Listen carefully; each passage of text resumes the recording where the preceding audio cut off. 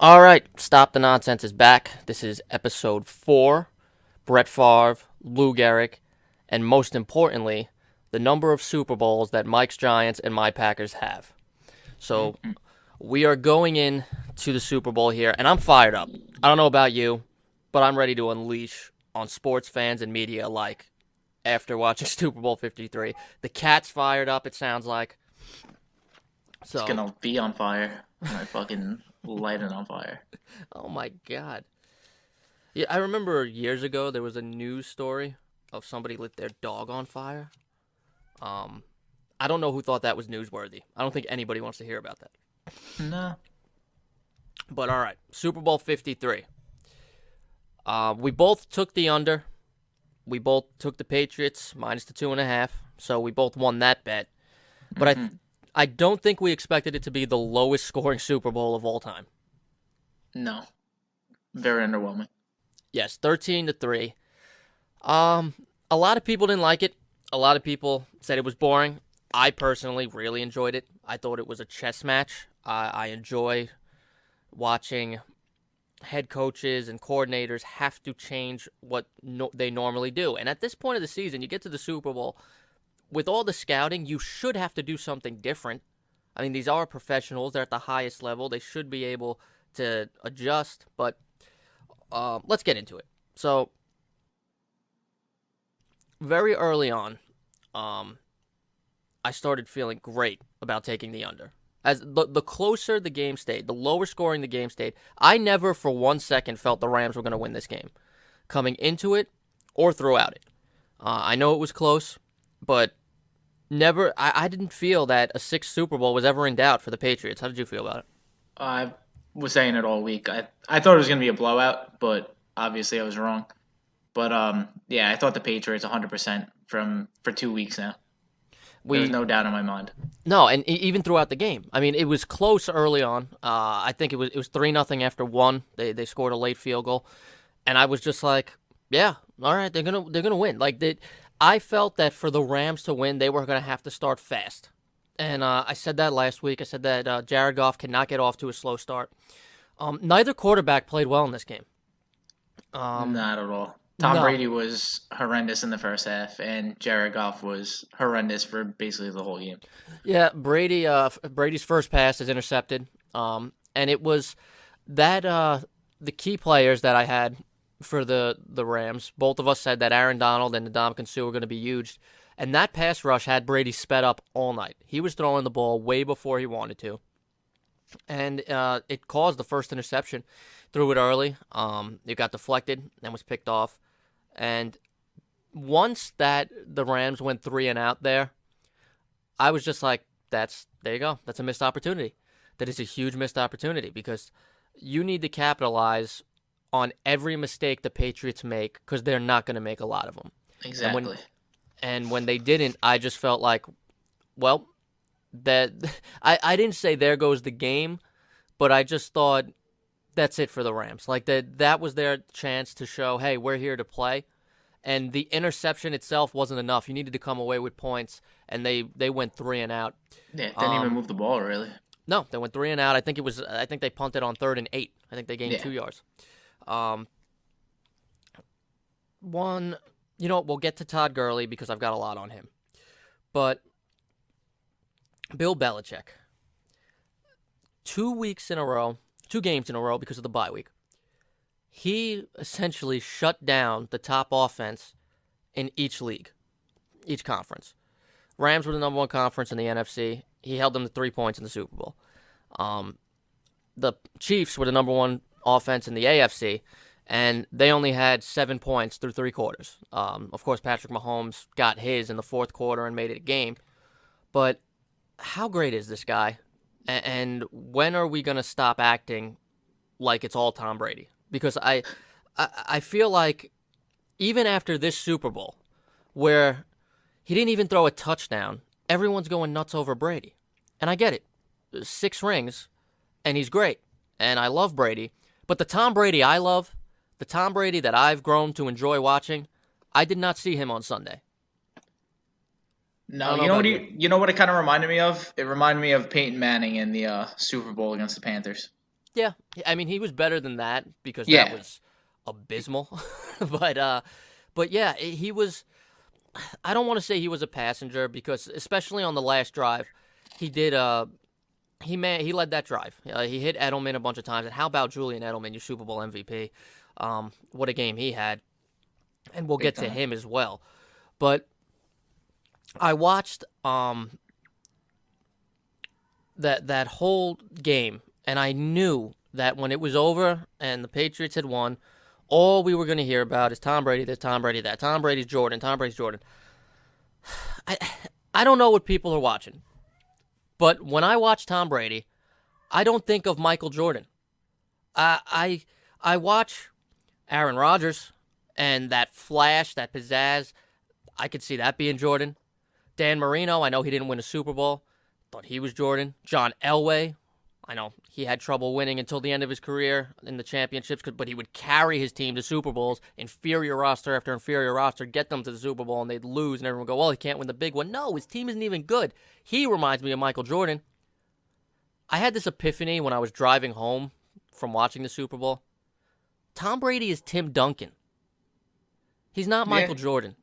He plays the game at an extremely high level. He knows the ins and outs. He certainly shows more emotion than Tim Duncan.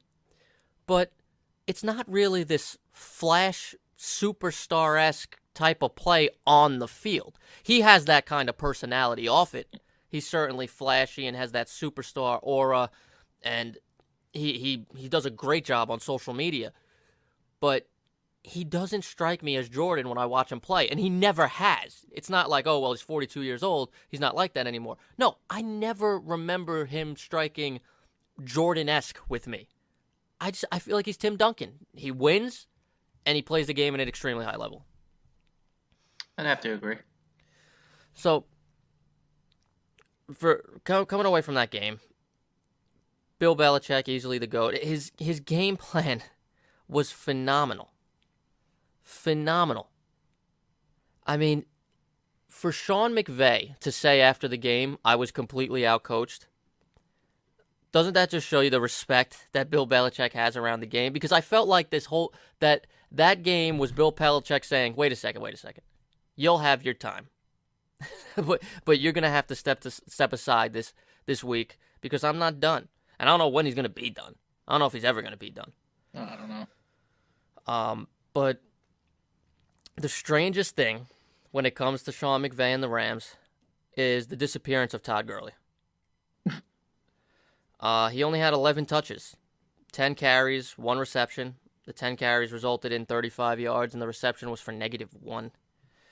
In the NFC Championship, he had 5 touches, 4 carries, 1 for a touchdown, but it was only 4 carries for 10 yards and 1 reception for 3 yards. So I thought, let me go back and let me see the workload for Todd Gurley over the season. So I have weeks 1 straight on through to the Super Bowl, how many touches Todd Gurley got week after week. And I'm sorry, but there's no way you could tell me that this man was not hurt. I'm expecting to see something in the next couple weeks that's, he's having a scope on that knee, he's getting something cleaned up. Because, listen to this. Week 1, 23 touches. Week 2, 22, 28, 21, 26, 30, 19, 31, 19, 19, 15, 26, 14, 22. And then in week 16 and 17, he didn't play because they were resting him up. In the division series, in the divisional, Jesus, I got baseball on the mind, divisional playoff round, he had 18 touches, which were 16 carries for 115 and a touchdown, and he had 2 receptions for 3 yards. But you see, after that Green Bay game in week 8, where he had 31 touches, he then went down 19, 19, 15. In week 13, he had 26. Week 14, he only had 14. That week 14 game was the one against the Bears that they only scored 6 points.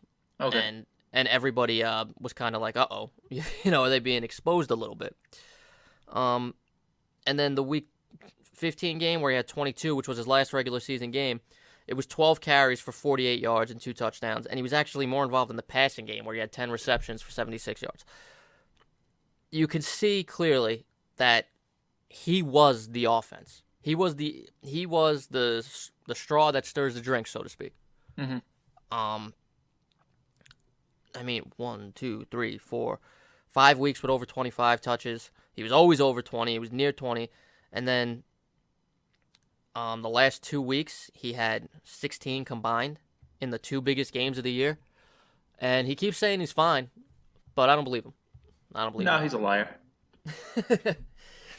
I mean, and we both said it. You said flat out you felt that the Rams' chances rested on the shoulders of Todd Gurley. Yeah, stand by it. And it didn't work out. Also, I came away after this game just thinking the media and the fans are lazy because all the headlines were Brady this, Brady that. He didn't really do much of anything. I mean, I get it. Again, he's a quarterback, but we said this right out the gate. I told you how I feel about quarterbacks. Too much blame, too much credit. Mm-hmm. And I think he's getting too much credit for this Super Bowl in particular. I still feel his best Super Bowl was last year, where he lost to the Eagles and he threw for over 500 yards. But that's why wins is not and should not be counted as a quarterback stat. You need teams to win games. And the Patriots won the Super Bowl on the back of their defense.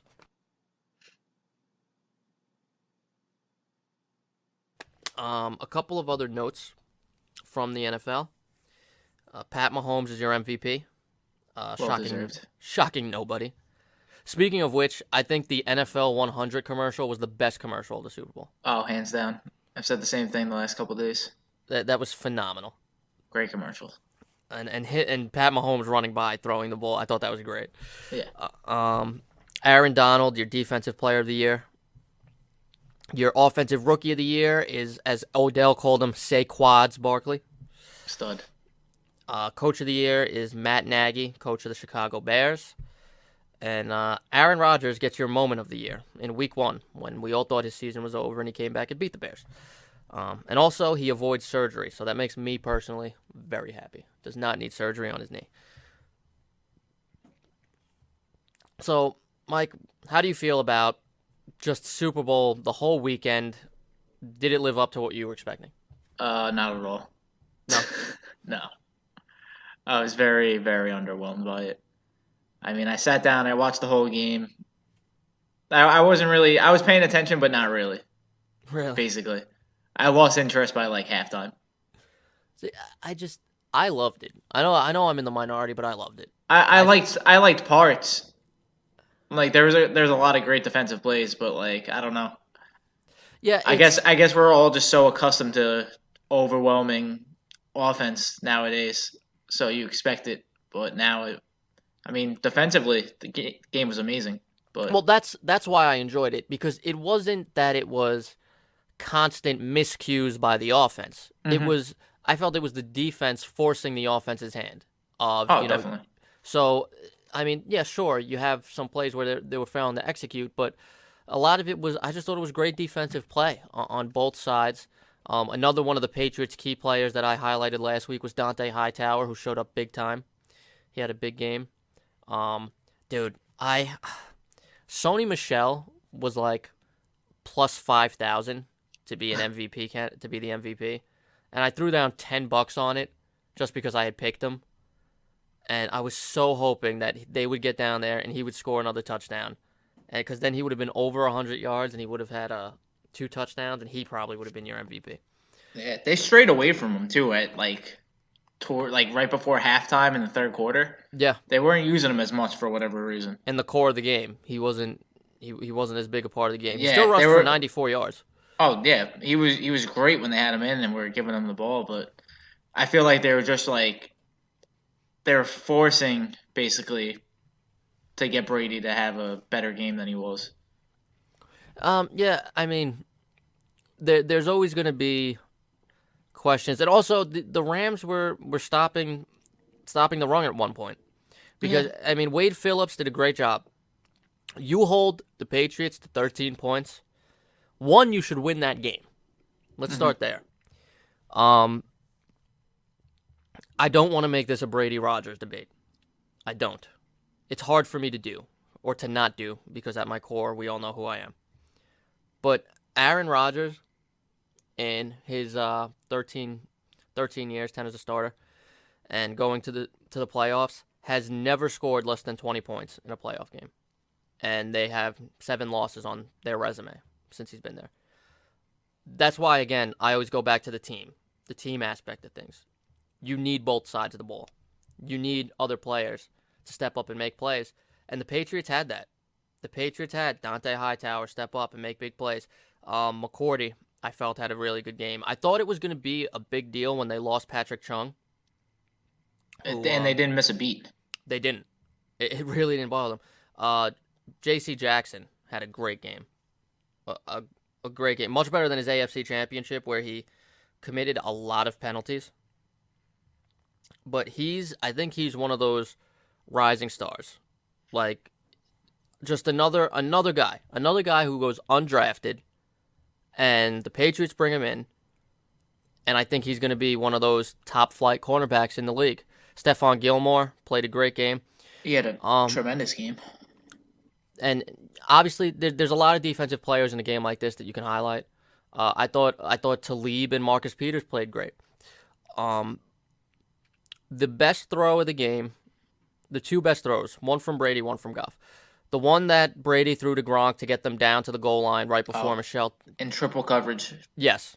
Drops it in there. Great catch by Gronk as well. It was vintage Brady to Gronk. It was. And I want to talk a little more about Gronk in a second. But a perfect throw. And then, of course, the Patriots go up 10-3 at that point, I believe it was. Yes. The very next drive, Goff threw a dime to Brandon Cooks, like, at the goal line, and he dropped it. He should have had that ball. I know what you're talking about. And I know maybe he threw it a little late. If he throws it earlier, it's an easier play. You got to catch that ball. You have to catch that ball. It's in your hands, and it's a touchdown. It's going to tie the game, and boy, you got a different finish at that point. But, of course, I think it was like 2 plays later, he threw up the duck that Gilmore intercepted, and that was, for all intents and purposes, the game ended right there. Was this Gronk's last game? Because I think it was. So. Really? I think it was. I think he's gonna come back one more year. I ended up betting this weekend. I said I might not, but I did, and I ended up winning $45. So it's fine. I hit pretty big. Really? Yeah, I think I cashed out at like $240. Nice. But I threw money on the Patriots -2.5, and I bet the under. Yeah, I did that, and I won on that. And then the other one I hit on was the Patriots to win -2.5, and Gronk to have over 50 receiving yards, which was, I thought, easy money for him to get over that. Yeah. And he had around 80. But I think that was his last game. I think he's made some comments about how, your body, you take hits to the head, you take hits to the thigh, and he says you're abusing yourself physically, and that's not what your brain wants. I really think this was it. Do I also think he's the kind of guy who could be convinced to come back? Yes, I do. I think I know him and Brady appear to be very close. Yes. And if Brady tells him, "Come on, I need you back," maybe he can talk him out of it. I think that's what's going to happen. Yeah, because I just think watching him and how he enjoyed the moment. I mean, he's always been a guy who enjoys himself, but he seemed very appreciative of what was happening around him and more aware of his surroundings than he has in the past. And I just think he's ready to walk away from it. And if for nothing else, to save himself physically, because he's put his body through a lot.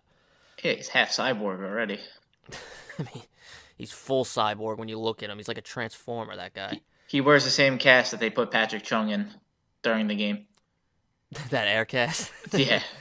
It's absurd. And one way or another, he's been a joy to watch. I mean, he's great. The best tight end ever, as far as for my money. I said it last week. You put him at the height of his powers against any other tight end in the history of the game, I'm taking him over them. Yeah, me too. He's unstoppable. When he's healthy, he's unstoppable. There's just nothing you can do. Unbelievable. Even the blocks he lays on people is just... Like I said, trucks people. I think he could transition and be like a left tackle or an offensive lineman because he's a phenomenal blocker. Super Bowl MVP goes to Julian Edelman. Well deserved. Had a phenomenal game. I don't have the numbers in front of me. I thought I wrote them down. Apparently, I didn't. Believe you 10 for 141 yards. 10 catches, 141 yards. He was the one guy that it seemed like the Rams defense had no answer for all night. So that creates this now rising idea that Julian Edelman is a Hall of Famer. I'm sorry, he's not. I don't think so. I love Julian Edelman. I was a guy who was on the Julian Edelman train because I've always hated the argument of, well, Brady does more with less.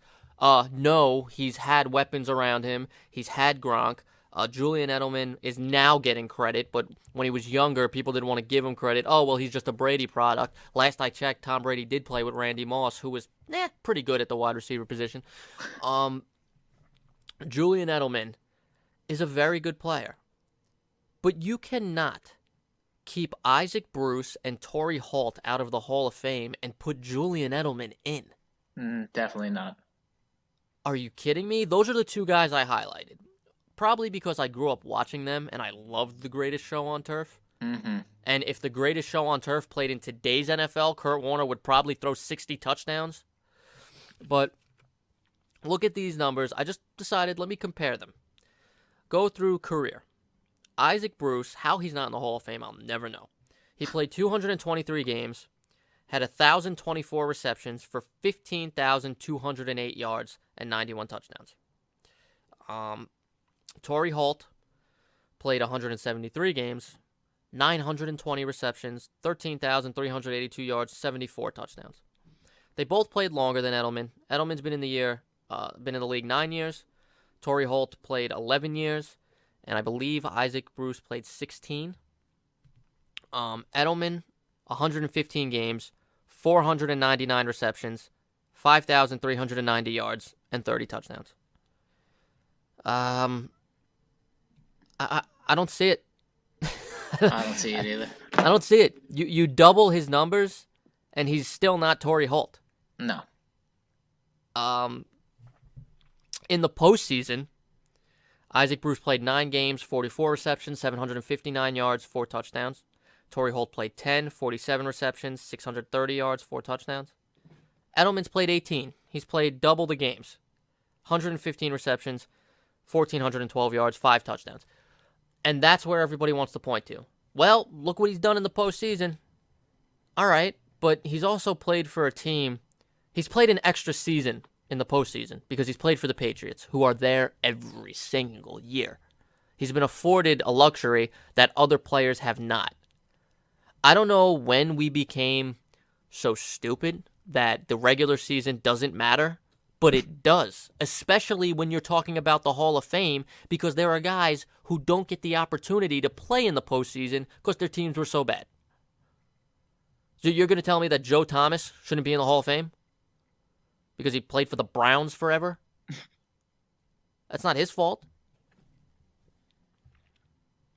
I don't get it. And you look at the regular season averages, it's not even close. If you want to go there, Julian Edelman, 55 receptions, 598 yards, 3.3 touchdowns. Torrey Holt, 83 receptions. Isaac Bruce, 64 receptions. Bruce, 950 yards. Holt, 1,216 yards. A year. That's his average. Torrey Holt was so good. They both were. They were both unbelievable. And I don't know. I think we're overreactionary. You're prisoner to the moment. Mm-hmm. He's a very good player. You know who else was very good? Andy Pettitte. And he was great in the postseason. Exactly. One of the best postseason pitchers of all time. He's not in, and he's not going to get in. And I wouldn't put him in. He doesn't have the numbers. Bernie Williams has the second most home runs in postseason history. He's not going to get in. The guy who does is Manny Ramirez, who should be in, but there's extenuating circumstances. But I don't know.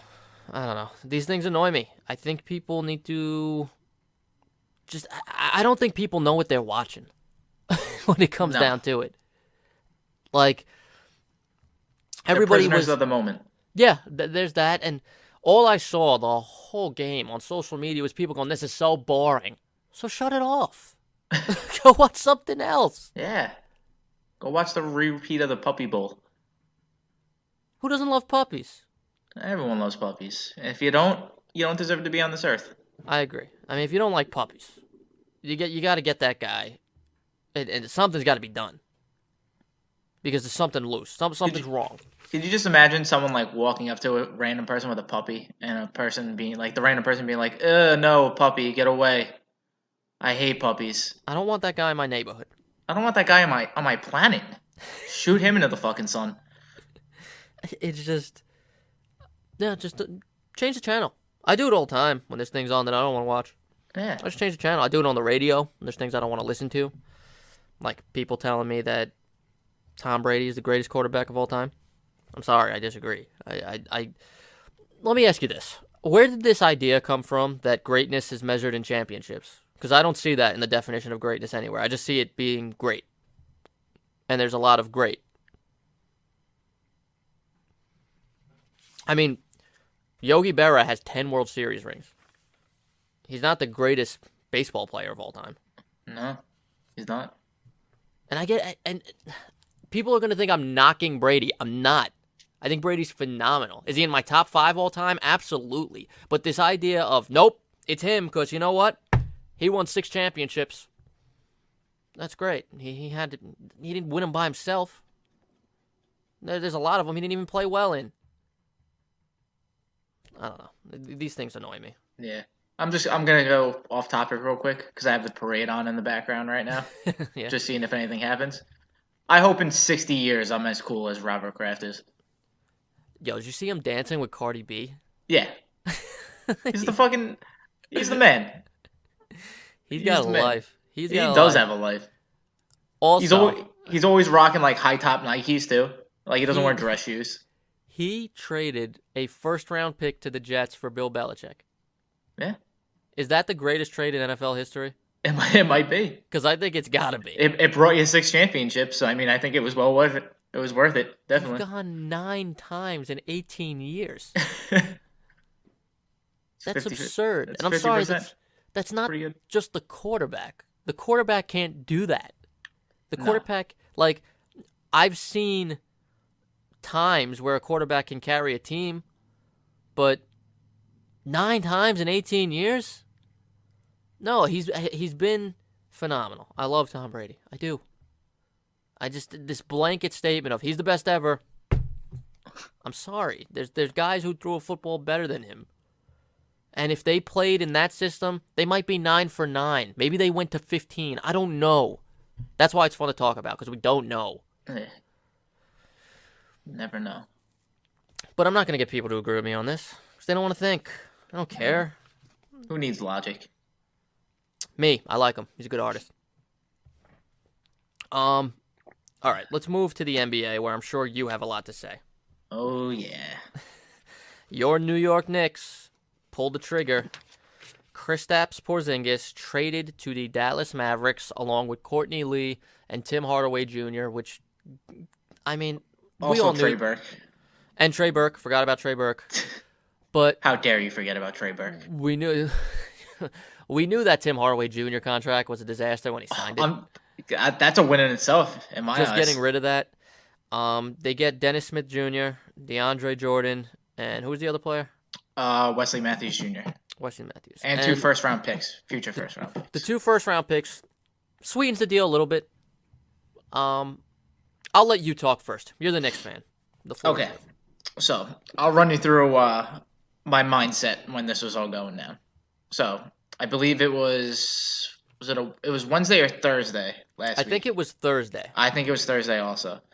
So, I was at work Thursday. I was actually in the middle of writing a blog about Enes Kanter being the most hated person in my life, probably, right now. I remember that. Because I hate that guy. Sucks. Literally the worst. What did you think about him coming out and kissing the floor?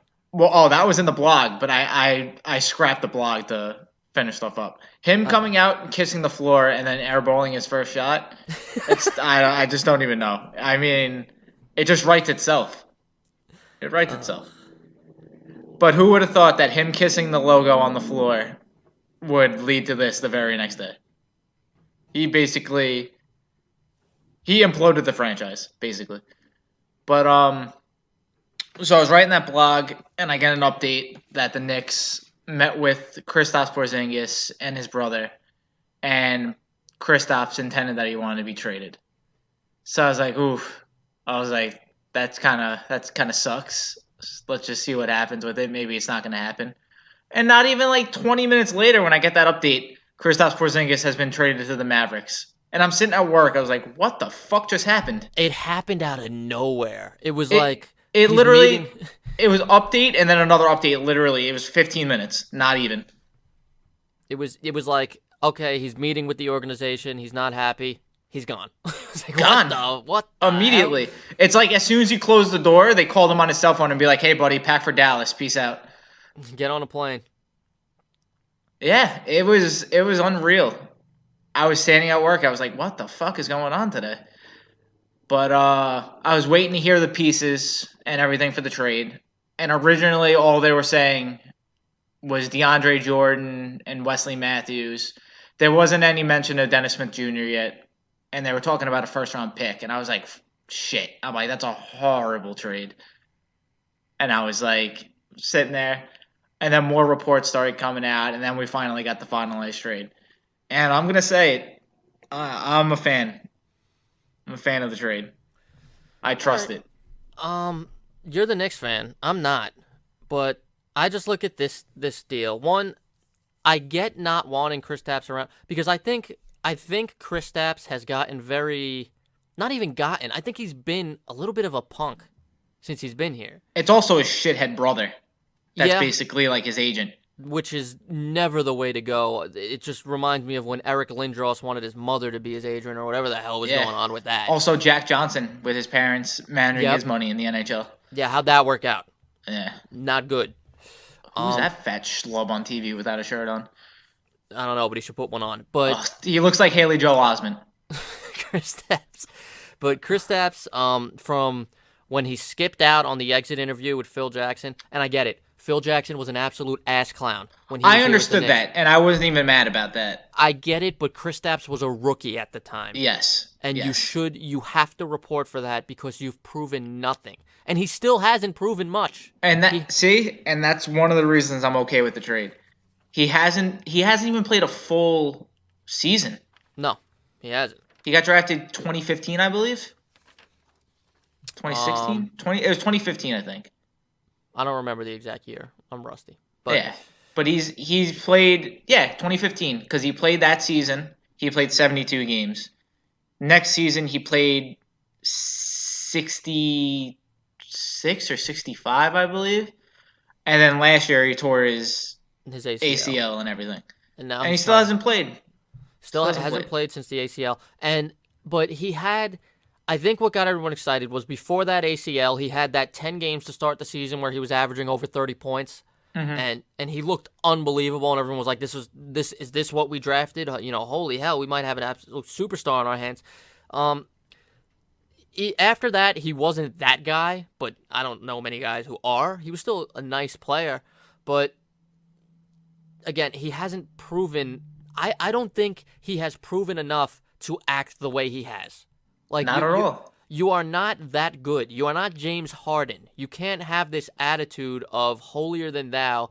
You're below me towards the franchise and the organization that drafted you when nobody, who knows where he goes if the Knicks don't take him.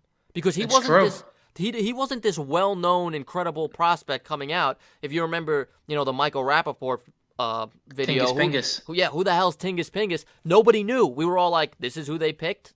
All right. And it just turned out that he seemed to be a gem, and unfortunately, his personality doesn't look like it's meshed well with New York. And fans, I don't know what he was thinking sending out that tweet of "You have a special place in my heart." Do you not know the fans that root for you? Wait, first off, I'm going to touch on that. Before he sent that tweet, he posted a GIF of him and Luka Doncic shaking hands from the Dallas and New York game That happened a week before the trade happened. Which, by the way, this trade didn't just come out of nowhere. This had to be talked about for a little while. Definitely, because there's no way that you have a meeting like that and then 20 minutes later he's out the door. Yeah, it had to be pre-discussed. Now, everybody's excited. If you like the deal, you're excited for the fact that the Knicks can now fit 2 max contracts. But to me, all that makes you is the Bon Jovi Knicks. You're living on a prayer now. We You're are living on a prayer. But You I are believe. hoping against hope that you get 2 of the big free agents coming up at the end of the season. I believe. But we talked about this, was it last week or the week before? Who was the last person to pick the Knicks? And it was Amari Stoudemire. Mm-hmm. If you come away with the equivalent of Amari Stoudemire in this free agent class, are you happy? No, not really. No. You The want the KD. equivalent of Amari Stoudemire in this draft class, I mean not draft class, free agent class, would probably be Marc Gasol. And he's old. Yeah, I don't want Marc Gasol. No. If we walk away, all right, this best case scenario right now, because I've thought about this. KD and Kyrie? KD and Kyrie. Kyrie, I am a little iffy on because of his knee issues. Okay. But KD that and is, Kawhi? I would love Kawhi, but I don't think that's a possibility. I don't know. I don't see. I think Kawhi he's going to coming in. LA. I think Me that's too. where he wants to be. Yeah, Kawhi being a Knick is like 0% in my mind. I don't even think about it. Okay.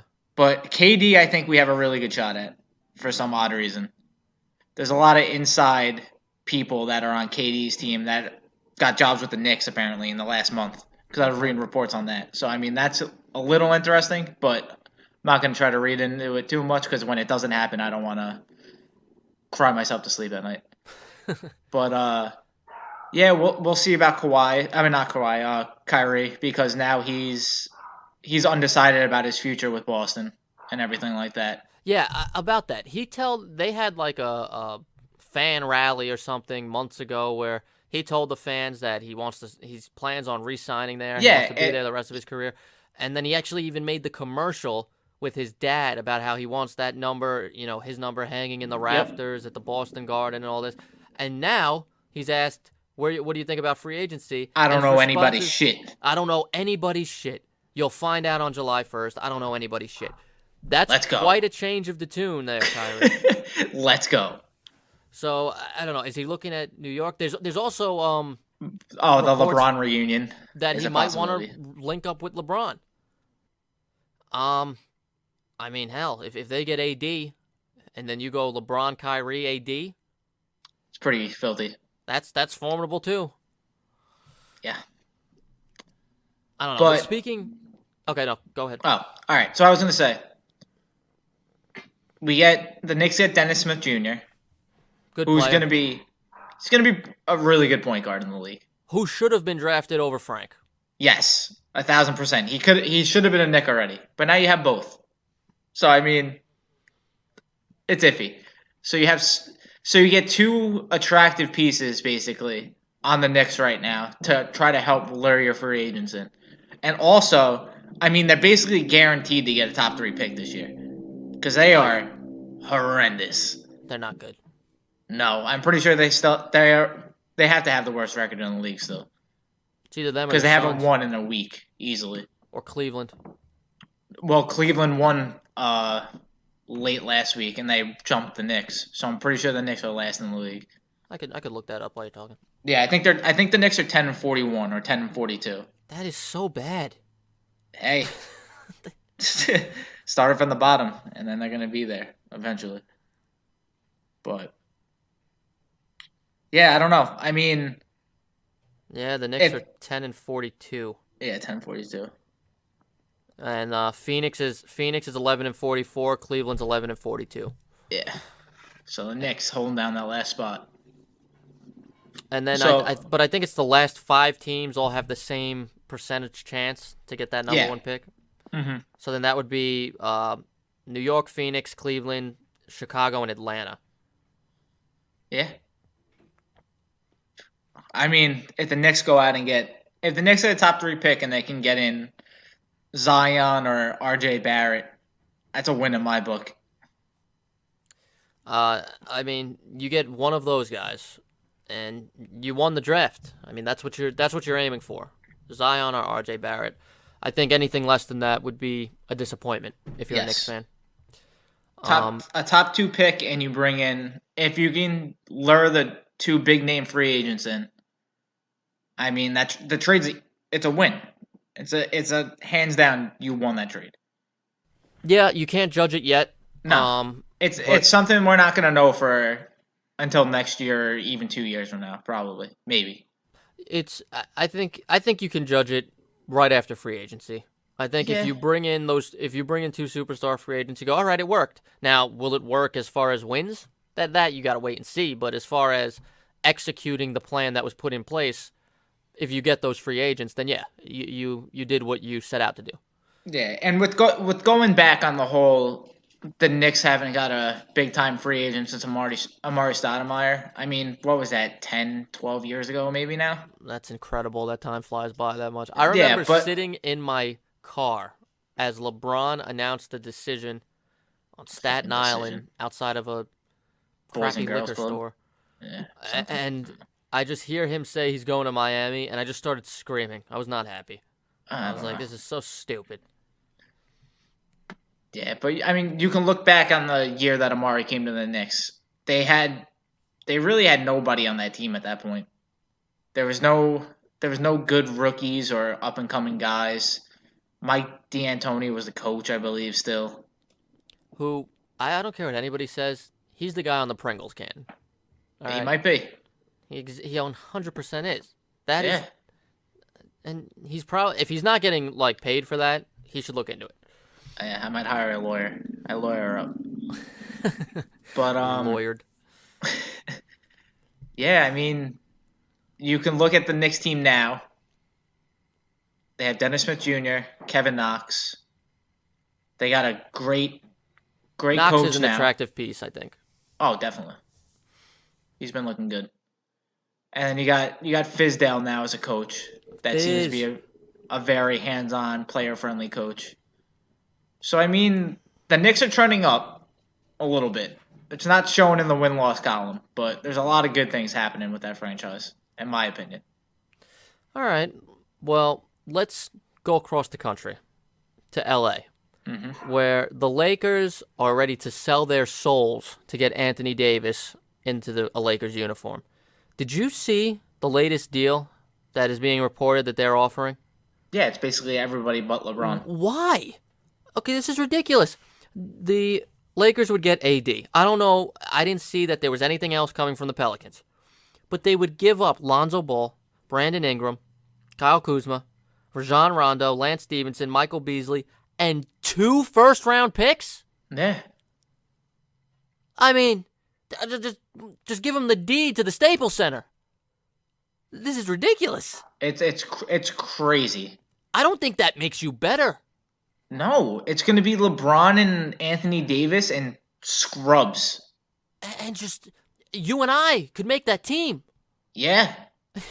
Like, what the hell? You took, that's everything. That's all your young promising talent that made it attractive to LeBron to say, you know what, I will go there and I can bring another star with me and we can build up some of these young guys. That's all the young guys. There are no more young guys. There are no more young guys with promise if you make this trade. I was shocked when I saw this trade. You are gutting the roster. Mm-hmm. I mean, if they make it, to me, it's a lateral move. It doesn't make sense to me. You're not going anywhere this year. No, you know LeBron's pulling most of the strings on that, so I don't know what he's thinking. If he's still doing that, it's time for him to take a step back and just play basketball. Like, I get it. You wanted to bring the championship to Cleveland. You did. You got exactly what you wanted. You got Kevin Love to Cleveland. You were able. You got Tristan Thompson paid, which seems like a mistake by that Big team. mistake. And you know what? It worked. You beat a team that won 73 games, and it was an incredible moment. It was an incredible series. Stop. Just play basketball. Stop trying to pull the strings. You don't need to be the puppet master anymore. Let Magic Johnson be the GM. And if this is what Magic's offering, well, hey, you made your bed, now lie in it, Magic. But I think Magic Johnson might be one of the only people who can say to LeBron, shut up and play basketball. Yeah. I will take care of it. He has enough cachet where he can say it to LeBron, listen, you're a player. I'm the general manager. I will handle the personnel. You go play basketball at the highest level possible. I don't know. I can't fathom making that trade because if I'm the GM, I'd be like, no, no, not doing that. Yeah, it's just crazy. It really is crazy. Because if you wait a year and you get Kyrie, then you can move Lonzo Ball and maybe a Brandon Ingram for another piece. Doesn't necessarily need to be Anthony Davis. No. But if you move him and bring in another guy to play the 4 or the 5, another, high caliber player, now you're cooking with oil. You got a good team out there, and you still got some of the young guys with promise. I wouldn't make that deal. I don't know. Apparently, the Knicks are still in on Anthony Davis, which I don't understand. I saw that. Because now I don't know what you give up if you even get him. You don't have Kristaps anymore. He was the most attractive piece. Yeah, they offered him to New Orleans apparently. I'll say this: before Dallas, New Orleans. If there is no Knicks package that can compete with that LA package. No, nothing. I mean, I don't know if another team can offer a deal like that. That's insane. I don't think Anthony Davis is going anywhere this year. Yeah, I mean his contract's up after next season, I believe. So yeah, he's still there for another year at least. Yeah, I don't think he's going to go anywhere because I just don't see. Maybe next year, come like this time next year. I could see that. I mean, I'd be a little surprised if he was traded this year. I would agree with that. Yeah, I just don't see it happening. I mean, the trade deadline's Thursday. Yeah, that would be 2 days away. Well, we'll see. We'll see. You never know. Well, this comes out on Wednesday. Watch, he'll be traded the second this drops, which is funny. Like last week when we happened to mention Henry Mejia, and then the Red Sox signed him to a minor league deal. Yeah, good times. You're welcome, Henry Mejia. We did that for you. No. Congratulations. Yeah. Don't pop another test, idiot. Moron. Let's sprinkle in a little baseball here, real quick before we head out. There's rumors that the Giants are interested in Jacoby Ellsbury. I don't know why. I don't know. You could take him though. You could take him. I don't know if he'd waive his no trade to go there. I think he would at this point because I think he realizes I'm not getting any playing time here. And the Yankees are completely fine with him not playing. They don't need him. They won 100 games without him. So yeah, just get him out of New York, please. Yeah, I feel bad for Ellsbury because I do think he is a very talented player, but his body, his body betrays him, and I feel like throughout his Yankees career, he's had really good Aprils, and he's played well into May, and then when he gets hurt, he comes back, and he's never the same. Nope. So it hasn't worked out. That was a bad contract by Brian Cashman, and hey, it happens. He's gonna have bad ones. When it comes to Cashman, I look at him as a guy who's a good 70% of the time. He's right. 30% of the time, he'll make a bad deal. And every GM has bad deals. Every single one. Brian Cashman, for my money, still right there in the conversation for the best GM in all of baseball. I don't want to get rid of him. I know a lot of Yankees fans don't like him. But as we've covered many times on this podcast, fans are stupid. They are. I mean, even discussing getting rid of Brian Cashman, like I don't even know. Why are it's you not even a possibility in my head. Like, why? The guy rebuilt the team on a fly. Amazing. Unbelievable. It's amazing what he did. Aaron Judge, in a quick little clip, says he would switch positions to play with Bryce Harper. I don't know. Is there something to that? Could it happen? Maybe.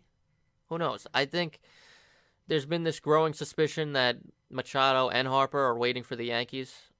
I don't know. I don't care at this point. Like, just get it done. I still think it's just crazy that these two guys are staying out there, and there's just no... It's February 5th. Pitchers and catchers report in a week. A week. And you can argue that the best player in each league is not is sitting at home next to their phone waiting for a phone call. Without a job. I mean, are they waiting, or are they're just not happy with what they're seeing, and maybe it's not the teams they want to play for? I don't know. It would not shock me if either of these guys landed on the Yankees, just because we've seen that before. Mm-hmm. I would be thrilled if the Yankees got either of them on a short-term deal. If you sign them to like a 1 or 2 year deal or 3-year deal, I would be over the freaking moon. Yeah, why not? Because they'll still be young enough to get another payday. Yeah, so we'll see what happens with that. Nobody knows what the hell's going on. Everybody claims to know. I don't pay attention to the rumors anymore because it's clear to me that nobody knows. I muted the words Machado and Harper on my Twitter timeline, so I just don't have to see it. It's smart. It's great. You will know when it happens. Yeah. Because you're going to get the update from the Score or the MLB app. The MLB app, by the way, over the last, 2 seasons, has gotten ridiculous with the things they notify you with. It's stupid. It really is stupid. I remember one night, we were talking, and we both got the update that, the ball boy made a catch. And we were like, what? Who cares? They've gotten absurd. So they'll definitely let you know when these guys are signed. Do you like hot dogs and baseball? You should see what happened to this fan in the stands. It's like, what the fuck why do I care, MLB? Yeah, it's there's a lot of nonsense going on with that. They're trying. And also, I swear to God, this Papa Slam nonsense needs to be done with. Get that off my lawn. I don't want that. Papa Slam? The Papa Johns, they call it the Papa Slam when someone hits a grand slam. You haven't seen this? I was not even aware of this. Yeah, they the MLB will tweet it out. They'll be like, Papa Slam, hashtag Papa Slam. No such thing as a Papa Slam. That's stupid. That is beyond stupid. I don't know. Just no. It's the first time I'm hearing about this. God not bless a fan. you. Because I hate seeing it. I hate seeing it. People are just whipping beer cans at Edelman. He's trying to catch him, and he just dropped 5. I mean, he catches footballs, not beer cans. Yeah, apparently. Where can they find you, Mike? We're just going to wrap it up just on that. Yeah. I mean, this parade is turning into a shit show in front of my eyes. But you can find me on Twitter at Mikey_DubsNY and on Instagram at Mike_Wimmers. Also at nottheworstblog.com. It's not the worst. Not the worst. Not the best. Not the worst. But yeah, I mean, that's it. Where can they find you at? They can find me on Twitter at JJPix13. That's PIX13. And on Instagram at John Picarello. By the way, I realized as I was listening back, editing, that I say at John Picarello. That is JON Picarello. There's no H in it. If you go to at JOHN Picarello, you'll probably find my father, because I believe that's his Instagram name. Toss him a follow, too. Toss him a follow. He's He deserves man. it. But that'll be it. Thanks for joining us. Next week we'll have episode 5. And this is really where you're going to start to see how good we are at this, because the Super Bowl is over. Baseball hasn't started yet. We're going to have to dig for things to talk about. So stick with us. We got episode 5. Joe DiMaggio's episode coming up. Yeah. And as always, subscribe, rate us, leave us a review, share it. We'd like feedback. Let us know what you think. I know I've been getting a lot of text messages. Do us a favor and write a review. If you just take a minute, write a review, let the people know what you think. People see good reviews. They tend to listen. So we appreciate that. Thanks for joining us and helping us stop the nonsense. We will see you next week. See you next week.